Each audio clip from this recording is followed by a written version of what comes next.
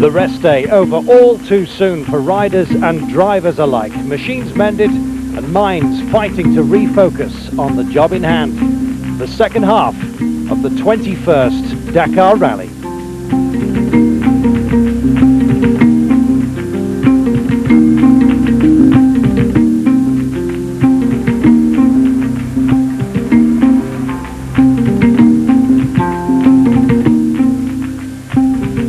Stage 9 was supposed to end in Gao, but security worries meant that Mopti would see the day's finale. So farewell, Bobo Bialasso. A 304-kilometre special was the rejig start, and navigation problems with the new map there for all to see. But it was Alfie Cox who was to take his first stage win in fine style. Even he was lost 5 times on the day. You know, today was a lot of bushes, very big thorns, and not really the Dakar because sandy tracks, but exactly like we have at home in Botswana.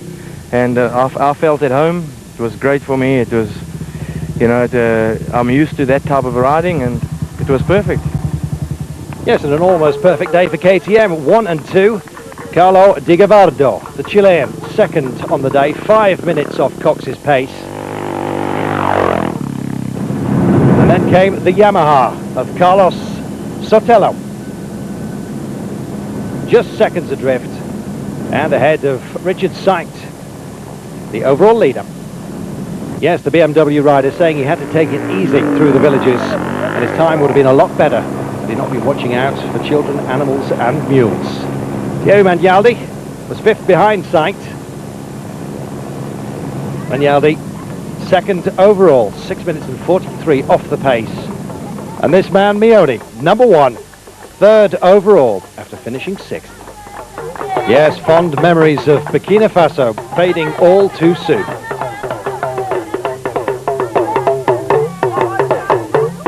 Yes, 6 times winner of the Dakar on the bikes, Stefan Pederhansel.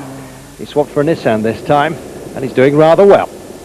5th on the day. 7 minutes and 49 off the winning pace. He enjoyed himself, he says. I liked specials like this. Not too many stones, quite technical. There were navigation difficulties, he said. It was very amusing. Tough through the villages, though, he says. You had to slow down for everybody. They got a good time, and not too many errors, he says. Well, the Mitsubishis had a good day. Kenji Shinazuka, second fastest. 7 minutes and 4 seconds off the pace and up to 4th overall. Jutta Kleinschmidt, though, was having more difficulties than she was used to. When others were having punctures earlier in the race, she'd got through okay this time. There were 2 for her. She finished 9th. Miguel Prieto, 3 stage wins for him. 3rd today, 2nd overall ahead of Kleinschmidt. But still 9 minutes and 25 off the leader. Jean-Louis Schlesser. Yes, coming home in 3 hours 43:08 to take the stage and increasing his lead overall. No problems for others, of course. Thierry Delaverne suffering more than most. A bent steering rod for him.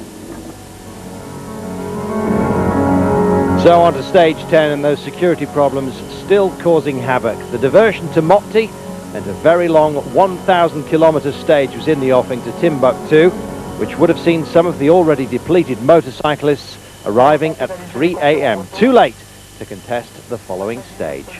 So Hubert Auriol, race director, made the announcement that for the first time in Dakar history, the bikes and the riders would be transported by aeroplane. So an unexpected rest day for the bikers. Popular with some, not so with others. Fuel drained from the machines, loaded aboard for safety reasons. Bike leader Sykes said, it's lucky for me, but also for the amateurs. Starting at 3 in the morning and arriving in the middle of the night, it would have been impossible for some of them, just too hard. So he says, the decision is a wise one. Well, for those pursuing, like Mioni, it was a different story. He said, the Dakar is not about flying, it's about racing on the ground. The decision to go by plane is not good for me. It means 1 less special to catch sight. He says, but I can understand the reasons why the decision was made.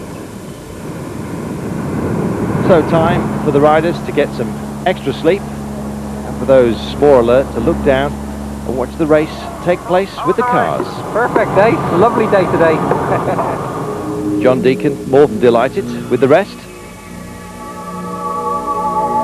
And so a pleasant day for those on two wheels, and an arduous one to say the least for those on four or more. Yes, just 46 cars still in the race, and perhaps a few less by the day's end.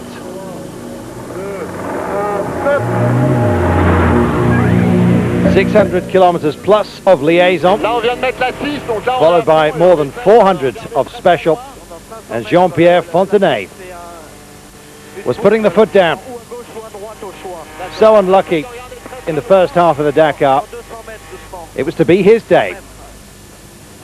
Fontenay finishing 4 minutes and 15 seconds clear of Prieto, putting himself 7th in the overall ranking, but still over 6.5 hours off the pace. He may not be challenging for position overall, but when it comes to racing day by day, Fontenay still has the passion. Well, others as well, of course, with points to prove. Prieto himself, 3-stage wins already under his belt, and second today ahead of the leader, Mr. Schlesser.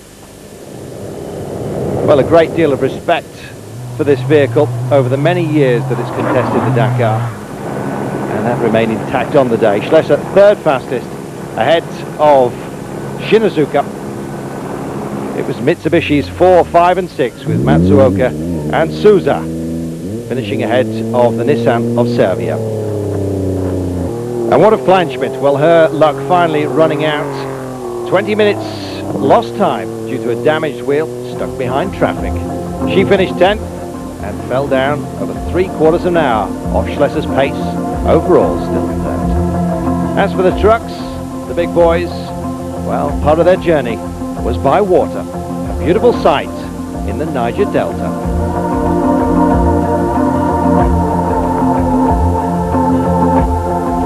And so it was back to Mauritania, a special of 539 kilometers. Gone was the greenery. It was desert conditions once more.